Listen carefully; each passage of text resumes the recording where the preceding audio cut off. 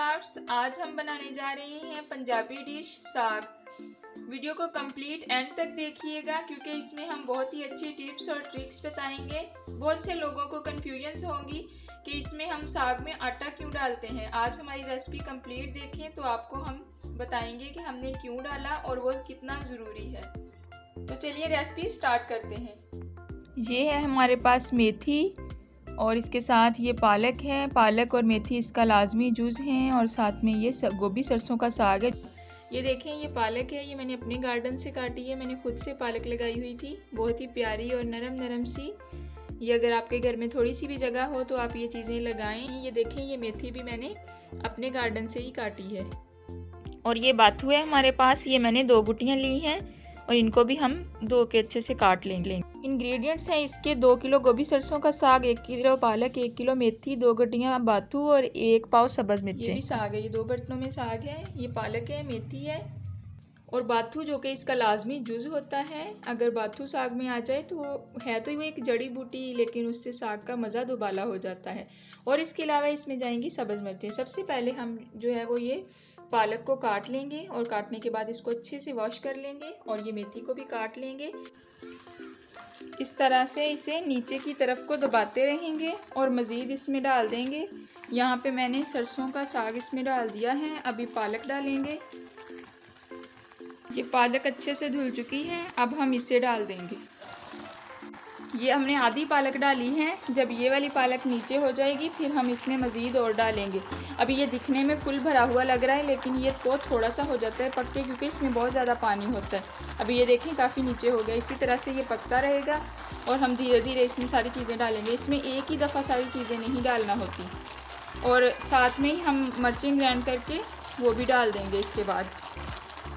ये देखें कितना नीचे आ गया है।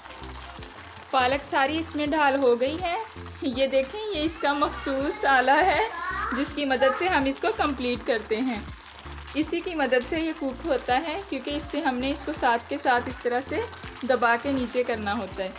अभी हम इसके ऊपर ढक्कन रखेंगे ताकि ये पके और तब तक हम इसमें मेथी काट के डाल देंगे। ये मेथी भी हमने इसमें डाल दी है, बाथू हमने इसमें डाल दिया है और ये सब्ज़ मिर्चें हैं जिसमें मैंने थोड़ा सा पानी डाल के 1 पाव के करीब सब्ज़ मिर्चों को ब्लेंड कर लिया है। अब ये भी हम इसमें डाल देंगे और नमक भी अपने टेस्ट के मुताबिक इसमें डालें।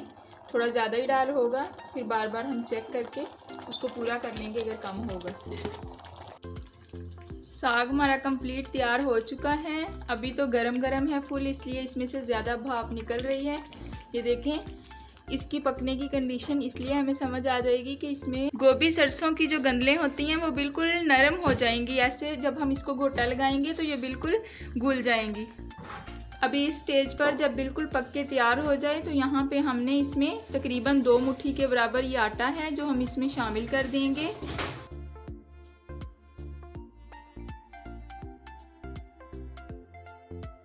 अभी इसे अच्छे से मिक्स कर लेंगे यूँ इस तरह, और थोड़ा सा इसको पकाएंगे। बिल्कुल जस्ट 3 to 4 मिनट्स हम इसको कुक करेंगे। उसके बाद ये बिल्कुल तैयार हो जाएगा। ये घोटने की मदद से ही इसको हम घोट लेंगे, या फिर मशीन, बीटर या फिर मिक्सर वगैरह में, जिसमें आपको आसानी हो उसमें आप इसको इस तरह से बिल्कुल बारीक कर लें।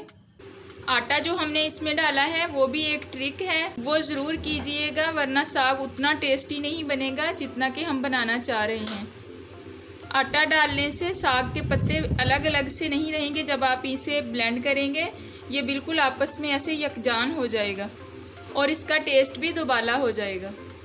व्यूअर्स, साग तैयार हो चुका है, इसे हमने घोटा लगा लिया है। अभी इसको लगाएंगे तड़का, जिसके लिए ये 1 प्याज काट लिया हमने और ये सब्ज़ लहसुन है। मैंने ये अपने गार्डन से लिया है। आप इसकी जगह सब्ज़ प्याज भी यूज़ कर सकते हैं, मार्केट से मिल जाता है आसानी से। और ये 1 चम्मच लहसुन अदरक का पेस्ट है। कुकिंग ऑयल को हमने फ्लेम ऑन करके रख दिया था, ये गर्म हो चुका है। इसमें हम प्याज डालेंगे। प्याज को हम फ्राई करेंगे 2 से 3 मिनट। उसके बाद इसमें हम शामिल करेंगे लहसुन अदरक का पेस्ट। ये प्याज फ्राई हो चुका है। अभी इस स्टेज पे इसमें लहसुन अदरक का पेस्ट शामिल कर देंगे और इसे अच्छे से भून लेंगे। और इसके साथ ही हम ये सब्ज़ लहसुन भी शामिल कर देंगे, क्योंकि इसकी स्मेल नहीं आनी चाहिए। इसकी स्मेल हमने ख़त्म करनी है। इसलिए इसको हम अच्छे से फ्राई करेंगे। इससे साग का टेस्ट दुबाला हो जाता है। अभी इस स्टेज पर अगर आपको इसमें नमक या मिर्च कुछ कम लगे तो आप इस ऐड कर सकते हैं, क्योंकि जैसे हम नॉर्मल सालन का तड़का बनाते हैं ये इसी तरह से तड़का बनेगा। तो लेकिन मैंने जो साग में डाला था नमक और मिर्च उसी में पूरा हो गया था, इसलिए मैं इसमें नहीं ऐड करूँगी। अभी ये तड़का रेडी हो चुका है, इसमें हम साग ऐड कर देंगे। एक चीज़ जो मोस्ट इम्पॉर्टेंट, इसमें सुर्ख मिर्चों का इस्तेमाल बिल्कुल नहीं होगा।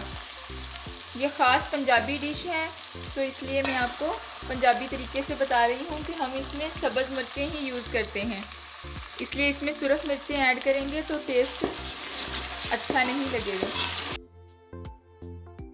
अभी हम तकरीबन 8 से 10 मिनट इसे हल्की आंच पर कुक करेंगे, यहाँ तक कि ये अच्छे से तड़के में मिक्स हो जाए और अच्छे से ये कुक हो जाए।